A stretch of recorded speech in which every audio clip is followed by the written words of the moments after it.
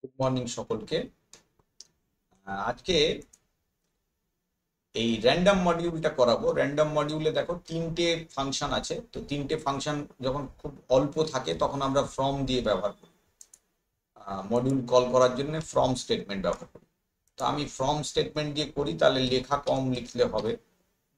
From math না, from কি random import বলে তিনটে ফাংশন লিখে নিই। একটা হচ্ছে র্যান্ডম,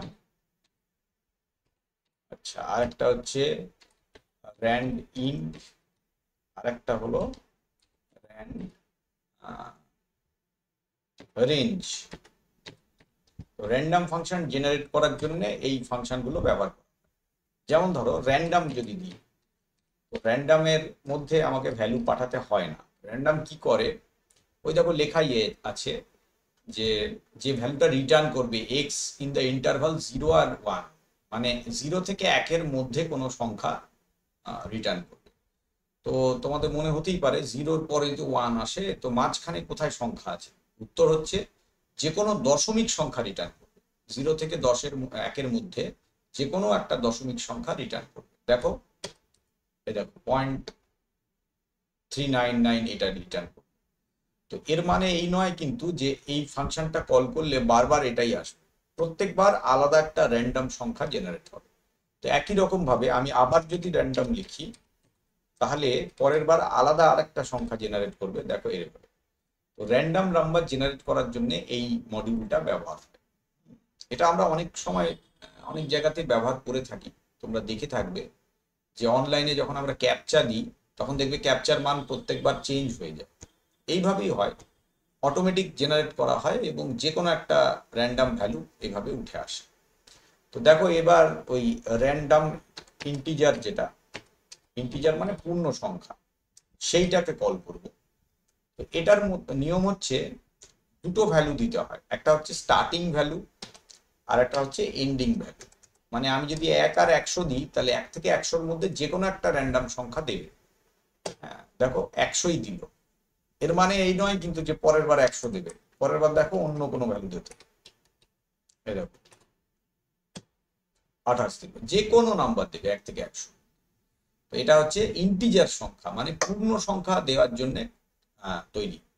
তো এটা কিন্তু শুধুমাত্র পজিটিভ সংখ্যার জন্যই হবে এমন নয়। মানে আমরা চাইলে ধরো -100 থেকে +100 অব্দি যদি চাই, সেটাও কিন্তু পাবো। এখানে দেখো -30।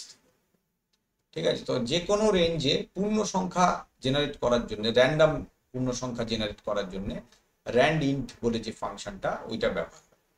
আর লাস্টেরটা যেটা আছে র্যান্ডম রেঞ্জ, এইটা আবার একটু অন্যরকম। এটা হচ্ছে শুধু যে র্যান্ডম সংখ্যা জেনারেট করবে তা নয়, তার সঙ্গে মানে জেনারেট করার সঙ্গে আরো কিছু শর্ত আমরা অ্যাড করতে পারবো। উদাহরণ দিচ্ছি, দেখো ধরো লিখেছি আমি 1, 20, 2। তাহলে এখানে কি হবে, 1 থেকে স্টার্ট হবে, 20 দিয়েছি মানে ওটা লাস্টের পরের ভ্যালু, তার মানে 19 অব্দি যাবে, আর 2 করে বাড়বে। তো তুমি তো বলবে যে তোমরা মনে করবে হচ্ছে ফর লুপের মতো কাজ করছে, না সেরকম না। মানে এই লুপটা জেনারেট করলে যে সংখ্যাগুলো হতো, সেখান থেকে একটা র্যান্ডম সংখ্যা জেনারেট হবে। তাহলে এরকম যদি হয়, তাহলে এটার মধ্যে আমরা কি পাবো, 1 থেকে 20-র মধ্যে দেখো 1 থেকে স্টার্ট, 2 করে যদি বাড়ে, তাহলে কি কি হতে পারে, 1, 3, 5, 7 করে 19 অব্দি।